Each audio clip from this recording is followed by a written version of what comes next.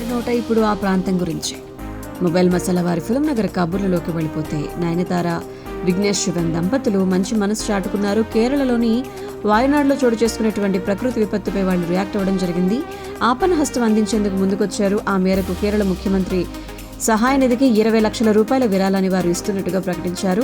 మృతుల కుటుంబాలకు social media వేదికగా వారు ప్రగాఢ సానుభూతిని తెలియజేశారు. మరోవైపు లక్కీ భాస్కర్ టీం కూడా 5 లక్షల రూపాయల విరాళాన్ని ప్రకటించారు. దుల్కర్ సల్మాన్ హీరోగా వెంకీ అట్లూరి తెరకెక్కిస్తున్నటువంటి సినిమా ఇది. సితారా ఎంటర్టైన్మెంట్స్ పతాకంపై సూర్యదేవర నాగవంశి ప్రొడ్యూస్ చేస్తున్నారు.